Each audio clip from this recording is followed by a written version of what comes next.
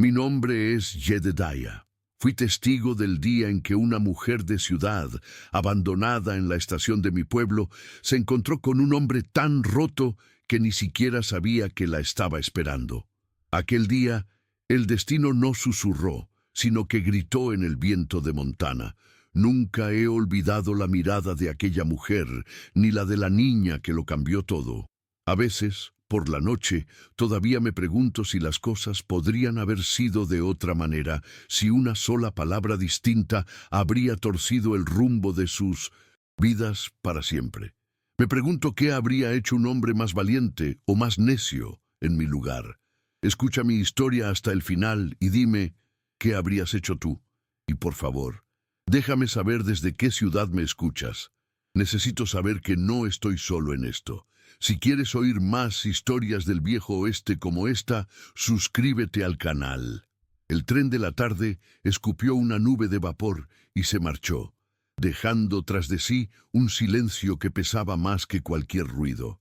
En el andén de Redemption Creek, en el territorio de Montana, quedó una única figura, el Ara Vance. Era el otoño de 1885. El viento, seco y persistente, levantaba un polvo fino que se pegaba a su vestido de viaje, un traje oscuro y elegante que gritaba «Boston» en medio de aquella tierra áspera. Estaba de pie junto a su baúl, con la espalda recta, una postura forzada que intentaba ocultar el temblor que recorría sus manos. A lo lejos, las montañas parecían una muralla infranqueable. Cada crujido de la madera de la estación, cada silbido del viento, era un recordatorio de que su prometido, el hombre por el que había cruzado medio continente, no estaba allí. Los pocos ojos que la observaban desde la tienda de ultramarinos no ofrecían consuelo, solo una curiosidad fría y calculadora, el tipo de juicio que la frontera reserva para los forasteros desamparados. Las horas se arrastraron con la lentitud de una herida que empieza a doler de verdad. El sol, que al principio había sido un calor tolerable, comenzó a descender, tiñendo el cielo de naranjas y morados crueles, colores demasiado hermosos para la fealdad de su situación. El Ara se obligó a sentarse sobre la tapa de su baúl, con las manos entrelazadas en el regazo, como si esperara a un conocido que simplemente se había retrasado. Pero la esperanza es lo primero que se congela en el aire de Montana. Se dio cuenta de que su dignidad era una moneda sin valor en aquel lugar. El jefe de estación, un hombre de pocas palabras y ojos cansados, se acercó a ella sin mirarla directamente. Le informó, con una voz tan llana como la pradera, que no habría otro tren hasta dentro de una semana. 7 días. Sin dinero, sin un rostro conocido, el pánico comenzó a subirle por la garganta, un sabor metálico y amargo que luchaba por contener. Fue entonces cuando la vio. Una niña, no tendría más de 6 años, se había acercado sin hacer ruido, como un pequeño animal del bosque. Llevaba un vestido de algodón remendado y el pelo, de un color castaño claro, estaba revuelto por el viento. Se detuvo a unos pocos pasos de distancia, simplemente observándola. Sus ojos, de un azul profundo y serio, no mostraban la curiosidad infantil habitual, sino una solemnidad que parecía impropia de su edad. No dijo nada durante un largo minuto, un minuto en el que el Ara sintió que el mundo entero se había detenido. En la mirada de aquella niña no había juicio, solo una atención pura y directa. Era como si viera más allá del vestido polvoriento y la compostura a punto de romperse, directamente hasta el núcleo de su soledad. En ese silencio, 2 abandonos distintos parecieron reconocerse. Finalmente, la niña dio un paso más. Llevaba un pequeño libro en las manos, un volumen de cuentos con las tapas tan gastadas que las ilustraciones casi habían desaparecido.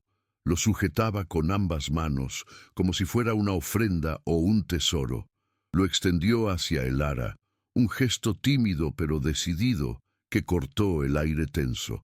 El Ara bajó la vista hacia el libro y luego la levantó de nuevo hacia el rostro de la niña. El pánico, El hambre y la humillación que la habían estado ahogando parecieron retroceder un instante, apartados por la simpleza de aquel acto. La voz de la niña, cuando por fin habló, fue apenas un susurro que el viento casi se llevó, pero que para Elara resonó con la fuerza de un trueno en medio de su desierto personal. Con una vulnerabilidad que desarmó por completo a Elara, la pequeña preguntó: ¿puedes leerme un cuento? Aquel hombre que finalmente apareció en la estación, horas después de que el sol se hubiera escondido tras las montañas, no era un hombre completo. Se llamaba Silas Blackwood, y era un pedazo de la tierra misma, tallado a base de viento, trabajo y una pena tan profunda que se le había incrustado en las arrugas alrededor de los ojos. Nació allí, en una cabaña no muy distinta a la que ahora llamaba hogar, y aprendió a leer las nubes antes que los libros. La vida en la frontera le había enseñado que todo lo que se ama se puede perder en un instante: una cosecha, un animal, una vida. Por eso no se aferraba a nada con demasiada fuerza, o al menos eso intentaba creer. Había aprendido a hablar el lenguaje del silencio, un idioma que solo comprendían la tierra y su pequeña hija. Hubo un tiempo, sin embargo, en que el silencio no dominaba su mundo. Hubo un tiempo en que la cabaña olía a pan recién hecho y a la lavanda que su esposa, Elena, insistía en plantar junto a la puerta. Se habían conocido en una feria del condado, una de esas raras ocasiones en las que la gente de los ranchos más aislados bajaba al pueblo. Ella era hija de un granjero del valle vecino, y su risa, recordaba Silas, sonaba como el agua de un arroyo corriendo sobre piedras lisas. Construyeron su rancho con sus propias manos, derribando pinos, acarreando piedras para la chimenea, y cada viga clavada era una promesa de futuro. Por las noches, agotados, se sentaban en el porche y él le contaba sus planes, planes que siempre la incluían a ella, en el centro de todo. Él no era un hombre de grandes gestos, pero su amor se manifestaba en los detalles. Recordaba haberle arreglado la hebilla de su zapato favorito, con un trozo de cuero que guardaba para las bridas, o la vez que cabalgó 30 millas bajo una tormenta solo para traerle las semillas de las flores silvestres que a ella tanto le gustaban. Ella, a cambio, le leía pasajes de los pocos libros que habían traído del este, su voz llenando la pequeña cabaña de historias de otros mundos mientras el fuego crepitaba. Le enseñó a ver la belleza en cosas que él siempre había dado por sentadas: la forma en que la luz de la luna se filtraba entre los árboles, el patrón de la escarcha en la ventana durante el invierno. Con Elena, Silas no solo vivía en la tierra, aprendió a amarla de una manera distinta, a través de los ojos de ella. Cuando Elena le dijo que esperaban a su segundo hijo, la alegría de Silas fue tan vasta como el cielo de Montana. Lily ya tenía 3 años y la idea de otro niño llenando la casa de vida era como un sueño hecho realidad. Fue entonces cuando empezó a tallar la mecedora. Encontró la madera de arce perfecta, curada y fuerte, y cada noche, después de que Lily se durmiera, trabajaba en ella a la luz del candil. No era solo un mueble, era un trono para la reina de su pequeño mundo, un lugar donde podría mecer a sus hijos, un símbolo de la familia que estaban construyendo. Le prometió que estaría lista antes de que llegara el bebé y tallaba en la madera sus esperanzas, sus sueños y todo el amor silencioso que no sabía expresar con palabras. Pero la frontera da y la frontera quita con la misma indiferencia. La primavera llegó con un parto difícil y prematuro. La partera del pueblo hizo lo que pudo, pero la vida de Elena y la del pequeño niño que nunca llegó a respirar se escaparon como arena entre los dedos. Silas se quedó solo, de pie en una cabaña que de repente se había vuelto inmensa y vacía, con el eco de una risa que ya no volvería a oír. El mundo perdió su color, sus sonidos, su sentido. El sol seguía saliendo, el ganado seguía necesitando cuidados, pero para Silas todo se movía detrás de un velo de niebla gris. El dolor era una bestia física que se le sentó en el pecho y nunca más se movió. La mecedora a medio terminar fue arrastrada a un rincón de la cabaña, cubierta con una lona polvorienta. Se convirtió en un monumento a todo lo que había perdido, un recordatorio constante de su fracaso para proteger a su familia. Mirarla era como tocar una herida abierta. El hombre que había sido, el que planeaba y soñaba, murió con Elena. El que quedó era una cáscara, un autómata movido por el instinto de supervivencia y el deber. Se sumergió en el trabajo más duro, buscando un agotamiento físico que acallara el estruendo de su mente. Se distanció de sus vecinos, rechazando sus torpes intentos de consuelo, y se encerró en un caparazón de silencio y dolor que nadie podía penetrar. Su relación con Lily se convirtió en una serie de gestos prácticos y vacíos de calor. Se aseguraba de que comiera, de que tuviera leña para el fuego, de que su ropa estuviera remendada, aunque toscamente. Pero no sabía cómo hablarle, cómo consolar a una niña que había perdido a su madre y en muchos sentidos también a su padre. El silencio entre ellos se hizo denso, pesado, lleno de palabras no dichas y preguntas no formuladas. Lily aprendió a no esperar nada, a moverse por la casa como una pequeña sombra, a buscar consuelo en los cuentos de un libro viejo, el último regalo que su madre le había hecho. El padre que la arropaba por la noche era un extraño con las manos de su padre. A 1500 millas de distancia, en las calles adoquinadas de Boston, Elara Vance vivía en un tipo diferente de silencio. El suyo estaba hecho de expectativas rotas y de la vergüenza de la pobreza.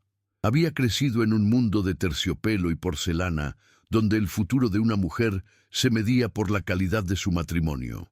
Su padre, un comerciante de éxito, le había dado una educación esmerada. Sabía tocar el piano, hablar francés y debatir sobre literatura, habilidades diseñadas para adornar un salón, no para sobrevivir en un mundo que se desmoronaba. Su vida era una melodía predecible y armoniosa hasta que la música se detuvo de golpe. La muerte de su padre por una enfermedad repentina reveló una verdad devastadora. Su fortuna se había esfumado en malas inversiones. De la noche a la mañana, la familia Vance lo perdió todo. La casa, los muebles, las joyas, todo fue vendido para pagar deudas.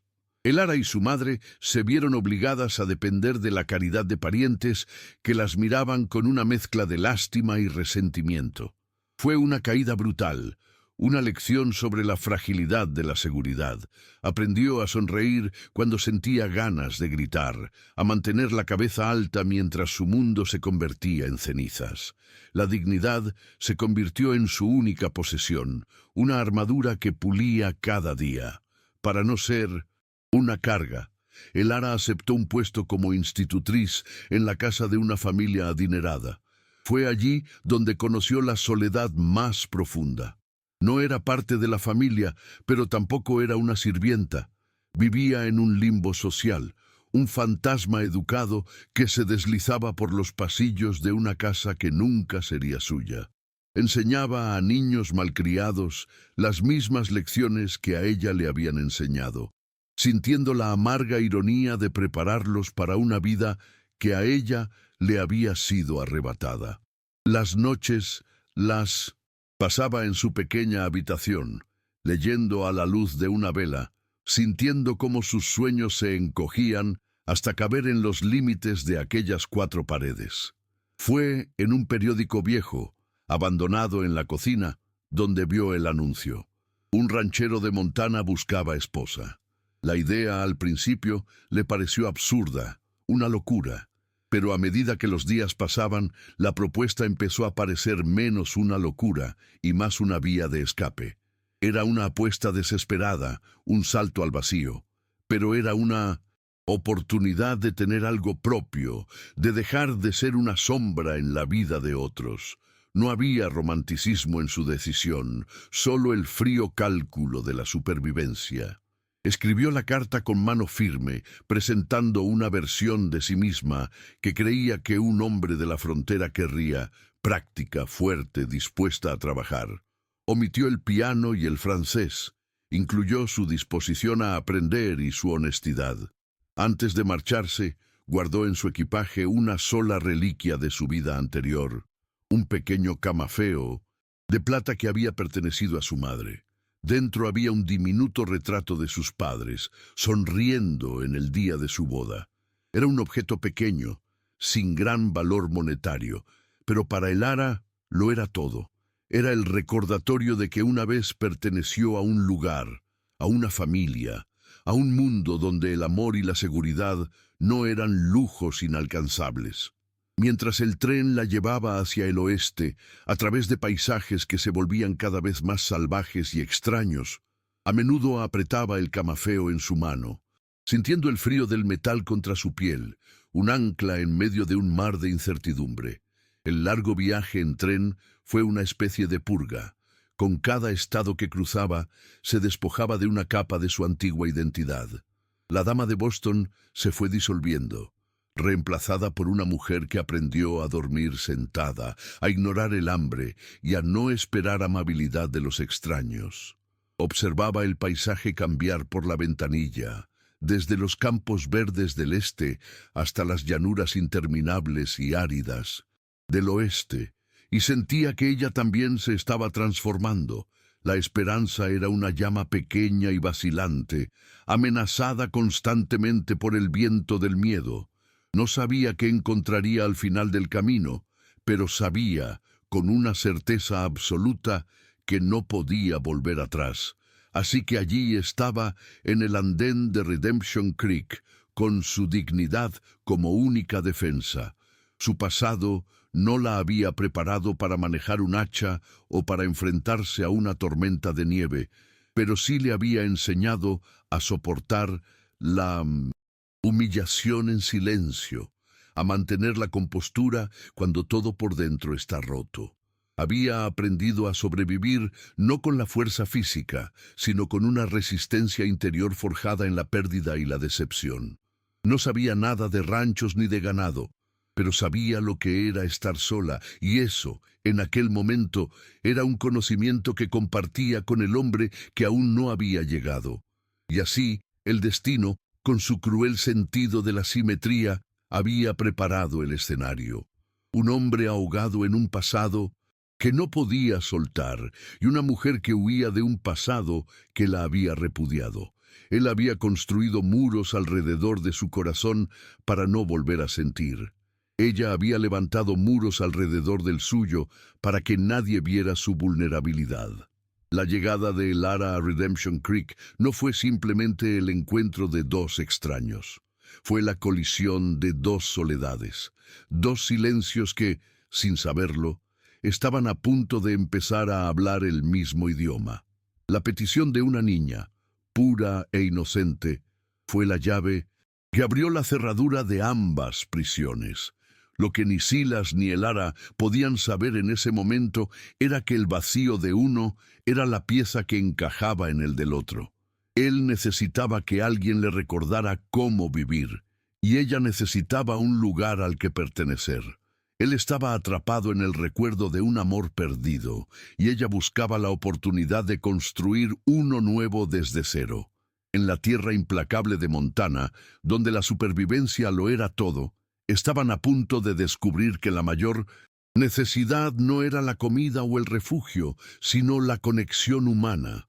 El cuento que Lily quería oír era solo el prólogo de una historia mucho más compleja, una historia de sanación que ninguno de los dos se había atrevido a pedir. Las noches se asentaron en un ritmo frágil, casi sagrado.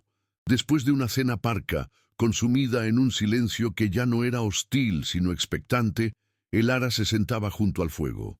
Lily, acurrucada a sus pies, apoyaba la cabeza en sus rodillas, y el mundo entero se reducía al sonido de la voz de Elara, dando vida a caballeros y dragones en las páginas gastadas del libro. Silas se quedaba en la sombra, en el extremo más alejado de la habitación, fingiendo limpiar una brida o afilar un cuchillo. Pero yo sé que no hacía nada de eso.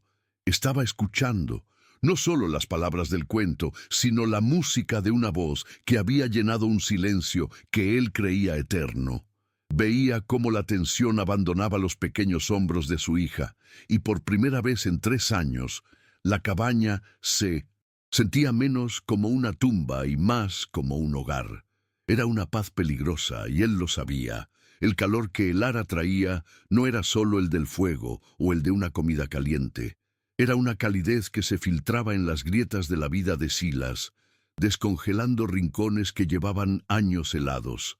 Él luchaba contra ello.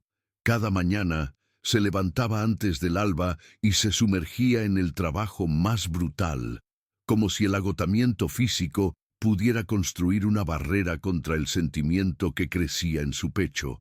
Pero los gestos se le escapaban, pequeños actos de una amabilidad que no sabía nombrar. Un día, Elara encontró a la entrada de su pequeño cuarto un montón de leña menuda, perfectamente cortada, para que ella pudiera manejarla sin esfuerzo.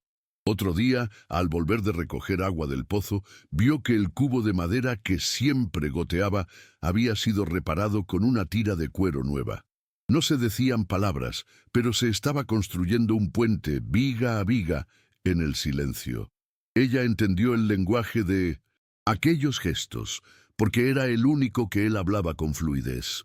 Lo aceptó con una gratitud silenciosa, una inclinación de cabeza, una taza de café dejada junto a la puerta antes de que él saliera al frío del amanecer. Pero su orgullo, esa armadura forjada en las humillaciones de Boston, no le permitía bajar la guardia por completo. Se recordaba constantemente que estaba allí de prestado, que su presencia era una anomalía, un acto de caridad que terminaría en cuanto el tren volviera a pasar. Cada acto de bondad de Silas era para ella un recordatorio de su dependencia, y eso la hería. Temía que si empezaba a ver aquello como un hogar, la partida sería insoportable.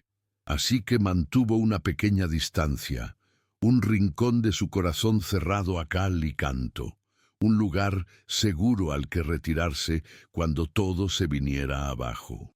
La primera vez que bajaron juntos a Redemption Creek fue como caminar hacia una jauría de lobos hambrientos. La noticia de que la mujer de ciudad vivía en el rancho de 1900. Silas Blackwood se había extendido como la pólvora. Cuando detuvieron el carro frente a la tienda de ultramarinos, todas las conversaciones cesaron. Las miradas se clavaron en ellos, afiladas y llenas de un juicio frío. Los hombres en el porche dejaron de mascar tabaco para observarla de arriba abajo, mientras las mujeres, asomadas a las ventanas, susurraban detrás de sus cortinas. Elara sintió el calor de la vergüenza subirle por el cuello, pero enderezó la espalda y bajó del carro con una dignidad que desafiaba sus cuchicheos. Caminó junto a Silas, sin rozarle, pero su proximidad era una declaración en sí misma. Martha Gable, la esposa del tendero, fue la punta de lanza de la curiosidad del pueblo. Con una sonrisa que no le llegaba a los ojos, se acercó a Elara mientras ésta examinaba unos sacos de harina. Sus preguntas eran como pequeños pinchazos de aguja, envueltas en una falsa amabilidad. ¿Y por cuánto tiempo piensa honrarnos con su presencia, querida? ¿No echa de menos las comodidades de Boston?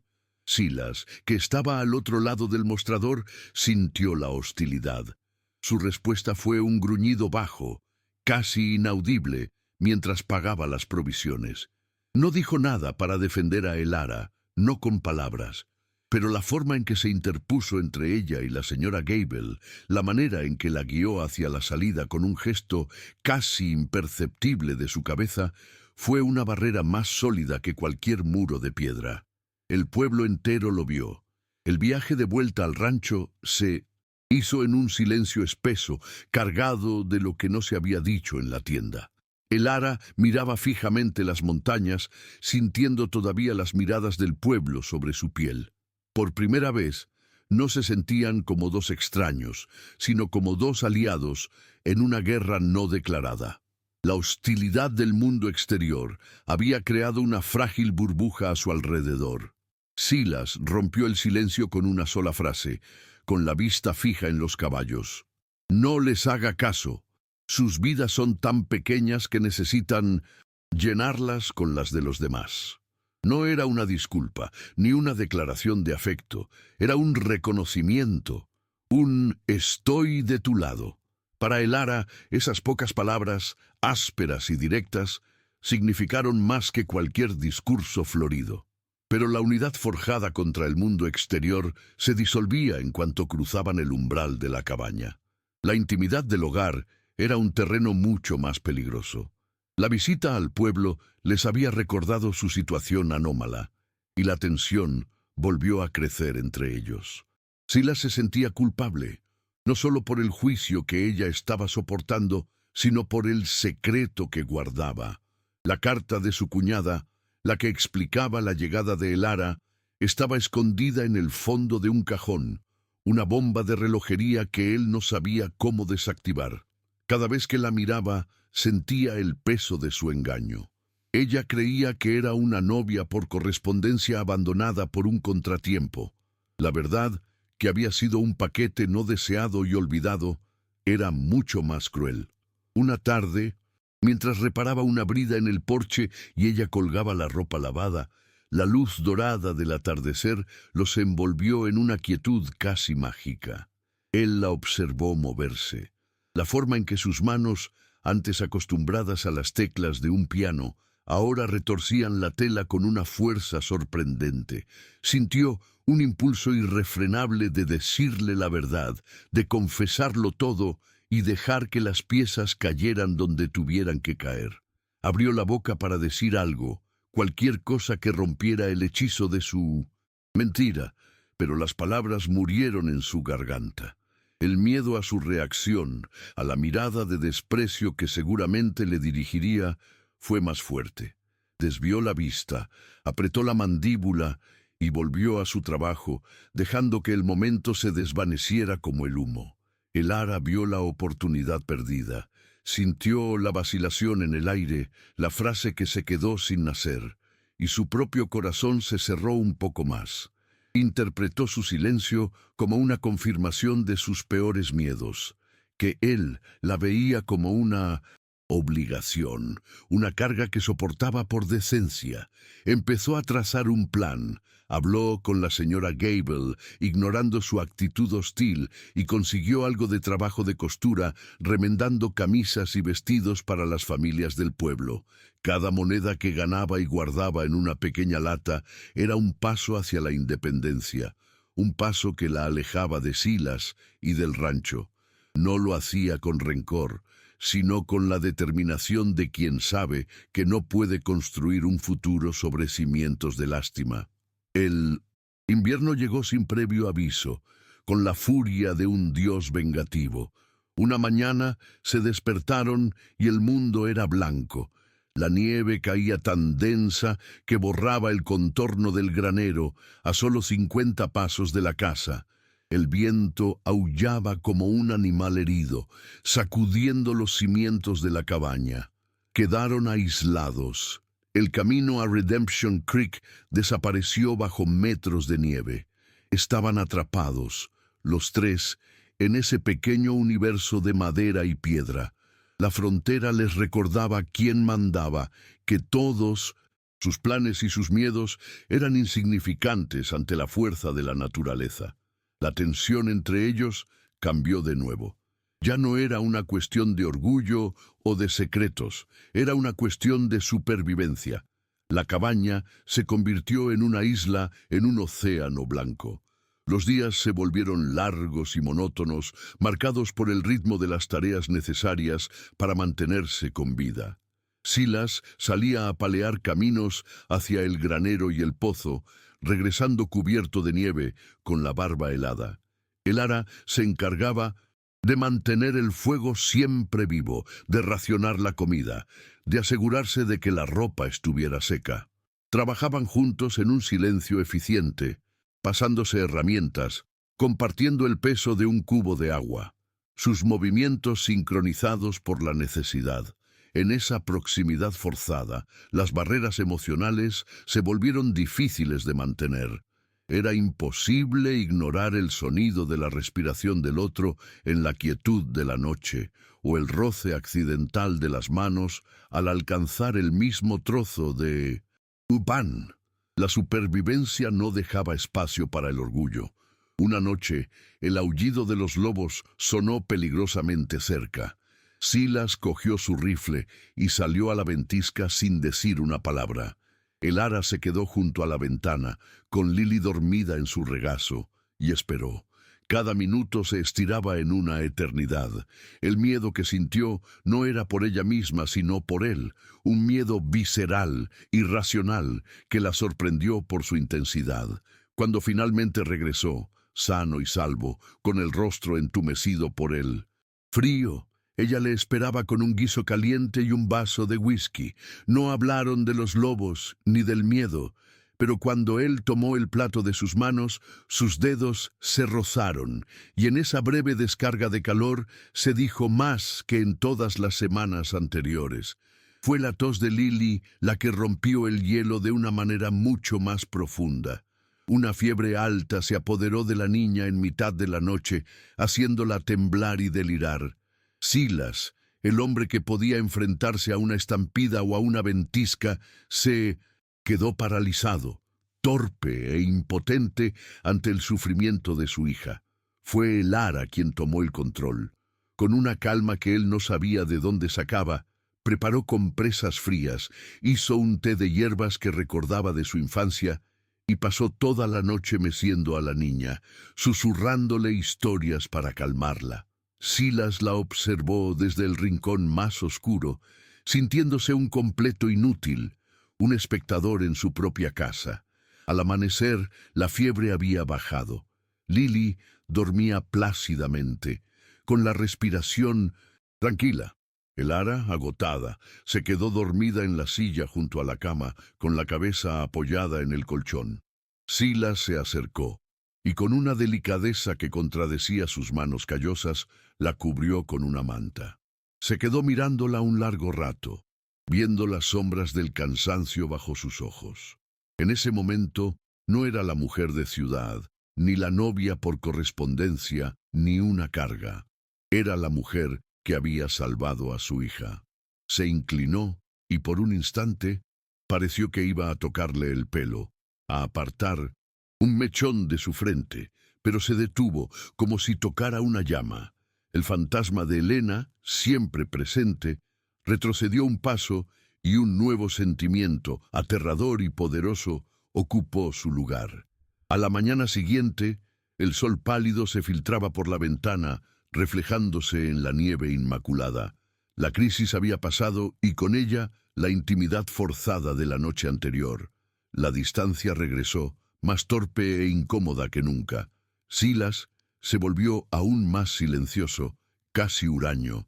El momento de vulnerabilidad lo había asustado. Sentir gratitud, admiración y algo más profundo por el ara era una traición a la memoria de su esposa, o eso creía él. Se castigaba a sí mismo con trabajo y silencio.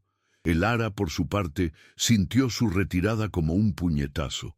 La conexión que había sentido, el equipo que habían formado para cuidar de Lily, se había desvanecido. Él le había permitido acercarse solo para empujarla de nuevo. El dolor de ese rechazo fue más agudo que cualquier humillación sufrida en el pueblo. La primavera llegó con la misma crueldad silenciosa que el invierno. El deshielo comenzó, lento pero implacable.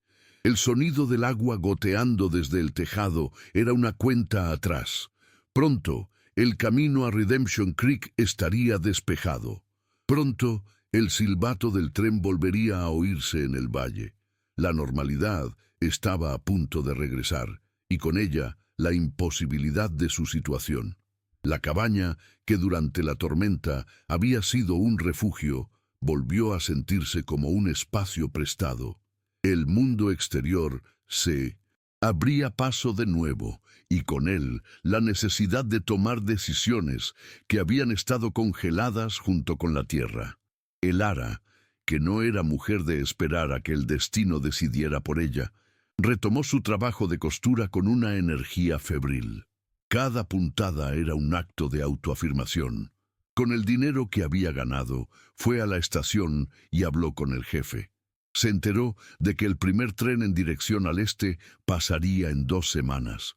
No compró el billete todavía, pero el conocimiento de que podía hacerlo, de que tenía una salida, le dio una extraña sensación de poder y tristeza. No le dijo nada a Silas. Dejó que él descubriera, por los retales de tela en la mesa y por sus ausencias más frecuentes para entregar los encargos, que se estaba preparando para marchar. Y fue entonces, al verla una tarde doblando con cuidado uno de los pocos vestidos que tenía, preparándolo para guardarlo en su baúl, que Silas comprendió. La vio no como una intrusa o un problema, sino como una luz que estaba a punto de extinguirse en su vida y, lo que era más importante, en la de Lily. Vio a su hija, que ahora seguía a Elara a todas partes, parloteando y riendo como no lo había hecho en años.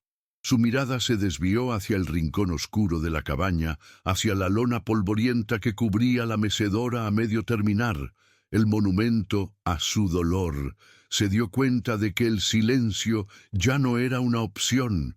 Si no hablaba, si no rompía los muros que él mismo había construido, la perdería para siempre, y la perspectiva de volver al silencio de antes era, de repente, mucho más aterradora que cualquier fantasma de su pasado.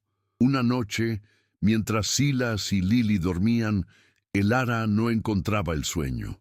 El aire de la cabaña se había vuelto denso, cargado con la promesa del deshielo y la inminencia de su partida.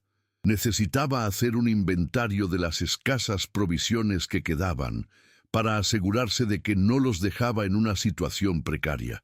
Buscando un trozo de papel en el que anotar, abrió un viejo libro de contabilidad que Silas usaba como cajón desastre. Dentro, entre facturas viejas y recibos descoloridos, había una carta.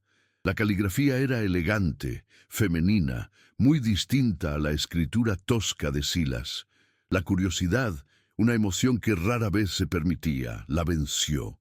Desdobló el papel con cuidado, y la luz del candil iluminó las palabras que desmantelarían su frágil mundo. La carta era de una mujer llamada Clara, la hermana de Helena. Escribía desde el este, con una mezcla de preocupación y desesperación. Hablaba de su sobrina, Lily, y del silencio en el que Silas se había hundido. Le suplicaba que considerara a una joven institutriz de Boston, una mujer de buena familia caída en desgracia, como una posible solución. No era una propuesta de matrimonio, sino un arreglo desesperado para darle a la niña una figura materna. La fecha de la carta era de varios meses antes de su llegada, y al final una frase la golpeó con la fuerza de un puñetazo físico. Llegará en el 100%. Tren de otoño. Por favor, Jed, no la dejes sola. Es una buena mujer. Jedediah. El nombre de su prometido, el hombre que nunca apareció, el hombre que la había abandonado, era el hermano de Silas, no Silas mismo. Elara se sentó de golpe en la silla más cercana, como si las piernas le hubieran fallado. El color se le fue del rostro, dejando una palidez de cera. Todo encajó con una claridad brutal y dolorosa. La confusión de Silas al verla en la estación, su torpeza inicial, su silencio. Él nunca la había estado esperando. Ella no era una novia por correspondencia cuyo prometido se había retrasado. Era un paquete no deseado, un problema que le había caído del cielo por la negligencia de su hermano y su propia apatía. Cada pequeño gesto de amabilidad que él le había mostrado, cada taza de café caliente, cada trozo de leña cortada, se tiñó de repente con el barniz de la lástima. No era el comienzo de algo nuevo, sino la caridad que se le ofrece a un perro callejero. El camafeo de plata que llevaba al cuello pareció pesarle una tonelada. Era el último vestigio de su dignidad, y ahora se sentía como el emblema de su estupidez.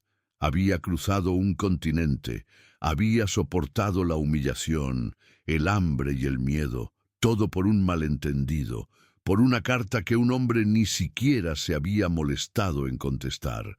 El juicio del pueblo de Redemption Creek ya no le parecía injusto, le parecía acertado.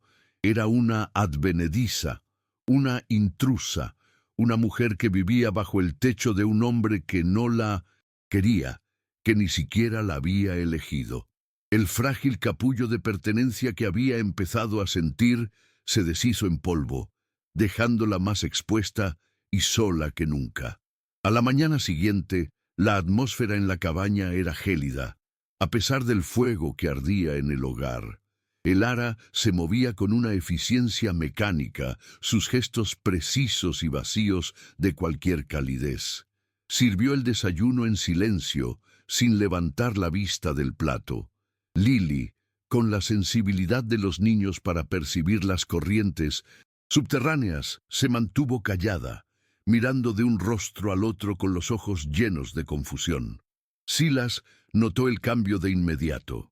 El aire entre ellos, que se había vuelto casi cómodo, ahora vibraba con una tensión afilada como un trozo de cristal roto. Intentó hablar, preguntar qué pasaba, pero la mirada que ella le dirigió al pasar le heló las palabras en la garganta. Era una mirada de una frialdad absoluta, la de una extraña. No fue hasta el mediodía que Silas entendió. Vio el libro de 1900, contabilidad abierto sobre la mesa, y junto a él la carta de su cuñada.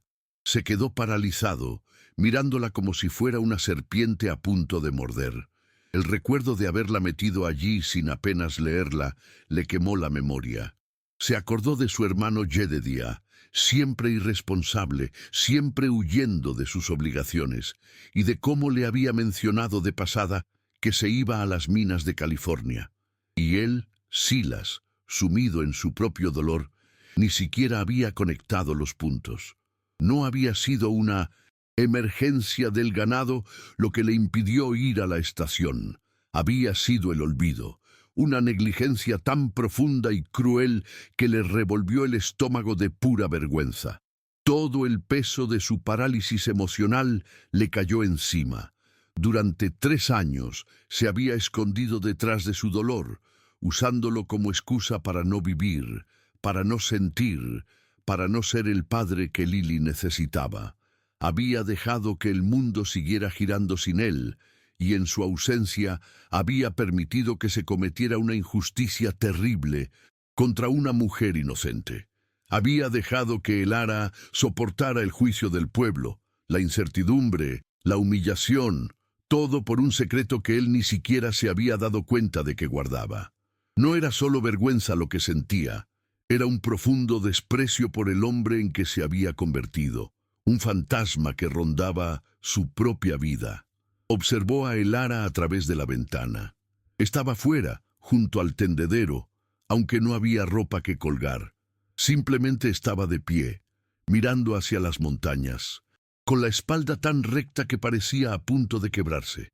La distancia que había entre ellos ya no era solo física, era un abismo cavado por su cobardía. Podía dejarla marchar, era lo más fácil. Podía darle el poco dinero que tenía y dejar que el tren se la llevara, borrando así la prueba viviente de su fracaso. Podía volver a su silencio, a su dolor seguro y familiar. El fantasma de Elena se lo susurraba al oído, diciéndole que era lo correcto, que no tenía derecho a empezar de nuevo. Pero entonces vio a Lily salir de la cabaña y acercarse a Elara. La niña no dijo nada, solo le cogió la mano. Un gesto pequeño, instintivo. Y el ara, sin apartar la vista de las montañas, apretó la mano de la niña con fuerza. En ese simple contacto, Silas vio el futuro que estaba a punto de perder. No era un reemplazo de lo que había tenido, sino algo completamente nuevo, algo que había crecido en el terreno baldío de su pena. Vio la risa de su hija, que había vuelto a sonar en la cabaña. Vio el calor del fuego, que ya no era solo para sobrevivir, sino para reunirse a su alrededor. Y se dio cuenta de que dejarla ir no sería un acto de respeto a su pasado, sino la traición definitiva a su futuro y al de su hija. El miedo a perderla fue, por primera vez, más fuerte que el miedo a sentir. Era un miedo agudo, claro, que lo sacó de su letargo. Entendió que las palabras no serían suficientes, las disculpas sonarían vacías, las explicaciones patéticas. Necesitaba un gesto, un acto que demostrara, sin lugar a dudas, que su elección no se basaba en la lástima ni en el deber, sino en una voluntad consciente y firme. Su mirada se desvió hacia el rincón más oscuro de la cabaña, donde un bulto cubierto por una lona polvorienta había sido un recordatorio constante de todo lo que había perdido, el monumento a su fracaso. Con una determinación que no había sentido en años, cruzó la habitación. El suelo de madera crujió bajo sus botas, cada paso resonando en el silencio tenso. El ara se giró al oír el ruido, sus ojos encontrándose con los de él por un instante. No había ira en su mirada, solo un dolor profundo y resignado. Silas no se detuvo. Llegó al rincón y de un tirón arrancó la lona. El polvo voló por el aire, bailando en los rayos de sol que se colaban por la ventana. Debajo apareció la mecedora a medio terminar. La madera de arce, pálida y sin vida, con las marcas toscas de sus herramientas, era el esqueleto de una promesa rota. Lily se quedó en la puerta, observando a su padre, con los ojos muy abiertos. El ara dio un paso hacia el interior, su curiosidad luchando contra su orgullo herido. Silas no les dijo nada. Se arrodilló junto a la silla y pasó la mano por la madera áspera, sintiendo las astillas y los bordes sin lijar. Era como tocar su propio corazón, lleno de aristas y partes inacabadas. Durante 3 años no había podido ni mirarla. Cada vez que sus ojos se posaban en ella, el dolor era tan físico que le cortaba la respiración. Pero ahora, al tocarla, no solo sentía el peso del pasado, sino también la posibilidad de un futuro. Se levantó y fue a por su caja de herramientas. La abrió con un chasquido metálico que rompió el silencio. Sacó una gubia, una escofina y un trozo de papel de lija. Volvió a la silla y se sentó en el suelo junto a ella. Miró a el ara directamente a los ojos, y por primera vez no había sombras en su mirada, solo una vulnerabilidad cruda y una petición silenciosa. No dijo, quédate, no dijo, perdóname. No intentó explicar la carta ni su cobardía. Dejó que sus acciones hablaran por él. Cogió la escofina y con un movimiento lento y deliberado comenzó a alisar uno de los brazos de la silla. El sonido de la herramienta contra la madera llenó la cabaña. Era un sonido rítmico, constante, un sonido de trabajo, de creación, no de destrucción. Cada pasada de la escofina era una palabra no dicha. Cada viruta que caía al suelo era una capa de dolor que se desprendía. No estaba simplemente terminando un mueble, estaba deshaciendo un monumento para construir un hogar. Estaba demoliendo la tumba de su pasado para levantar los cimientos de un futuro. Le estaba mostrando a el ara, de la única manera que sabía, que su presencia no era un accidente que debía corregir, sino una oportunidad que por fin estaba dispuesto a merecer. El ara se quedó inmóvil, observándolo. El sonido de la madera siendo trabajada era un bálsamo y una pregunta al mismo tiempo. Entendió el significado del gesto.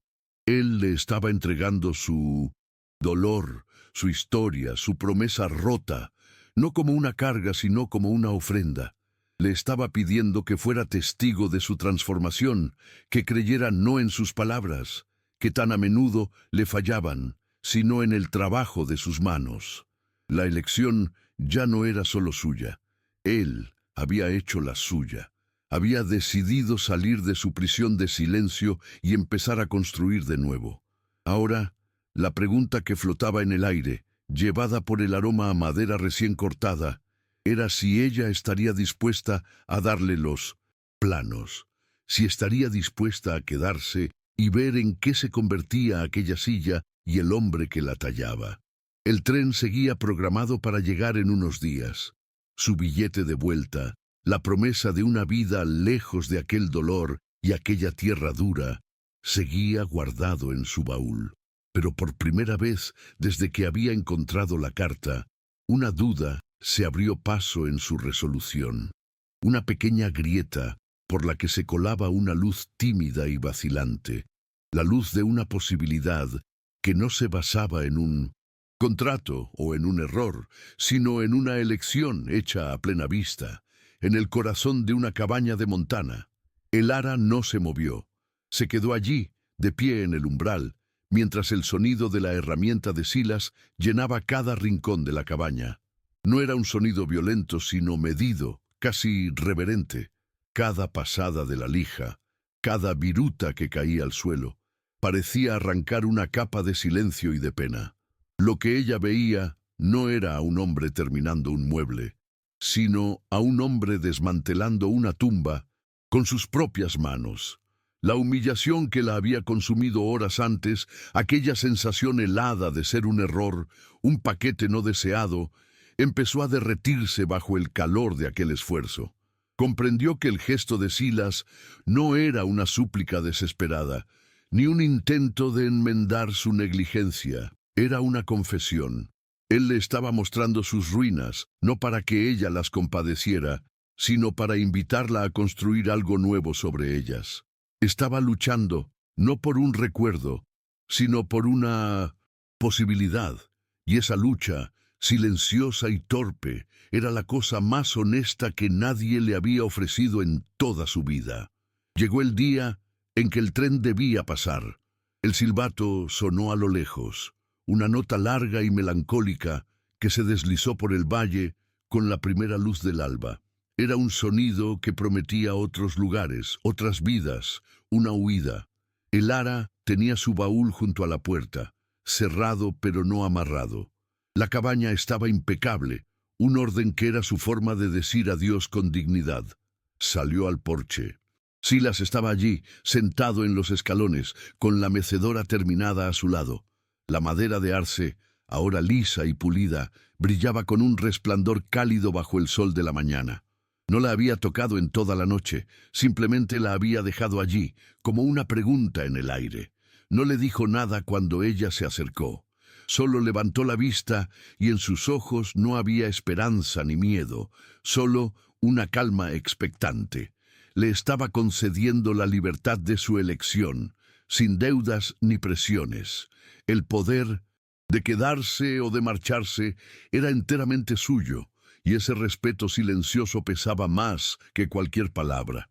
El ara se detuvo frente a él. Durante un largo momento, el único sonido fue el del viento y el lejano rumor del tren acercándose a la estación. Él no apartó la mirada, y ella tampoco. No había necesidad de disculpas ni de promesas. Todo lo que importaba estaba allí, en el espacio que los separaba. Lentamente, ella se desabrochó el cuello de su vestido y se quitó el pequeño camafeo de plata. Lo sostuvo en la palma de la mano, sintiendo por última vez el frío metal que la conectaba con su pasado en Boston, con la mujer que había sido. Luego, con un movimiento deliberado, se inclinó y colocó el camafeo sobre el asiento de la mecedora. El pequeño objeto de plata brilló contra la madera dorada. No era un regalo, era un ancla. Le estaba diciendo, sin una sola palabra, que su pasado ya no era un lugar al que volver, sino una historia que ahora pertenecía a aquel porche, a aquella silla, a aquel hogar. Silas bajó la vista hacia el camafeo y luego la subió de nuevo hacia el rostro de Elara. Un entendimiento profundo pasó entre ellos, una corriente silenciosa que selló el pacto. Él asintió lentamente, una única vez, y una tensión que ni siquiera sabía que sostenía pareció abandonar sus hombros. El silbato del tren sonó de nuevo, esta vez mucho más cerca, un grito agudo al llegar a la estación de Redemption Creek. Pero ninguno de los dos se inmutó.